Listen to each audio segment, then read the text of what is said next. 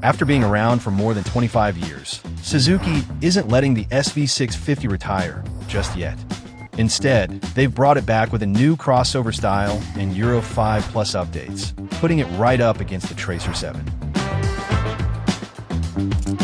So horsepower-wise, they're making about the same amount of power, around 73 horses at the crank. Torque is pretty similar too, with the Tracer just a tiny bit higher. But on the scales, the Tracer sets itself apart, coming in at 203 kilograms, which is about 8 kilos lighter than the SV. So that weight difference does give the Tracer a better power-to-weight ratio, but it's not a huge gap, you probably won't notice it. Even though the power figures are similar, there's a pretty big difference hiding under the fairing.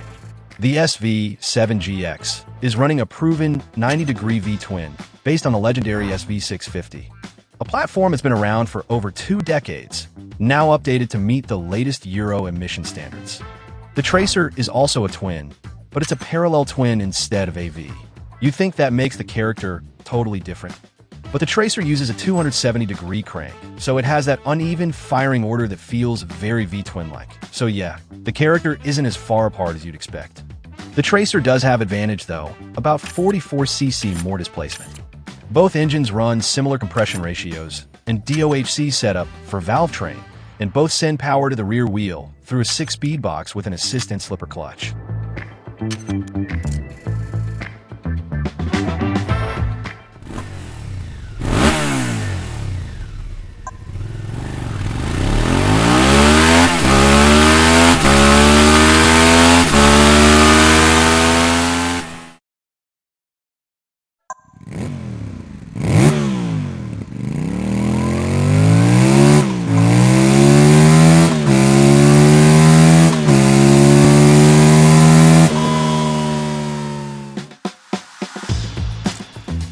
On the electronic side, they're pretty much on par.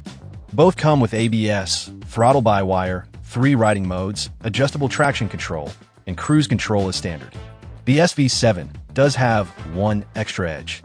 It comes with a quick shifter out of the box, while it's optional on the Tracer.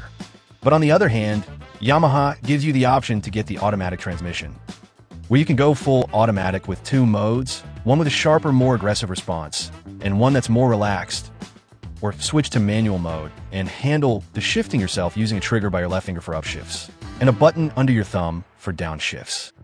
Both bikes also come with a TFT display with multimedia and smartphone connectivity. The SV-7 keeps the same trellis frame carried over from the old SV-650, while the Tracer uses the MT-07s, with an updated subframe to handle luggage, of course. As for suspension, the Tracer clearly takes the lead. It comes with upside-down forks offering preload and rebound adjustment, while Suzuki carries over the budget conventional telescopic forks from the SV-650, with no adjustment at all. At the rear, the Tracer's monoshock has preload and rebound adjustment, while the SV only comes with preload.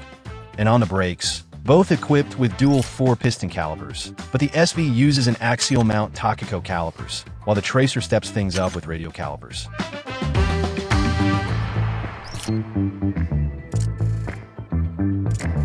Up front, both bikes run the same 120mm tire, but Yamaha gives the Tracer a wider rear for a bit more grip.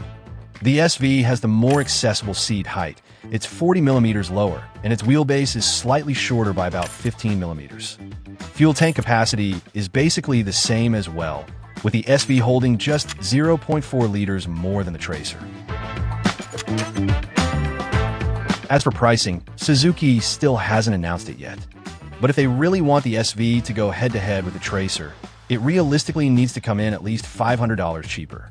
Because while the two bikes are very close on paper, with similar power output and engine character, the Tracer's slightly larger displacement lets it make peak power at lower RPM. That should translate to a bit more low to mid-range grunt, and on top of that, it's also noticeably lighter. When it comes to electronics, they're pretty much neck and neck. Suzuki gives you a quick shifter as standard, while Yamaha answers back with the option of its YMT automatic transmission. Where the Tracer really starts to pull away is in the suspension. It gets upside-down forks instead of conventional telescopic units, with far better adjustability overall. And the same goes for the brakes. The Tracer runs radial mount calipers, while the SV still sticks with axial mounts. So, which one would you pick? Drop your thoughts in the comments.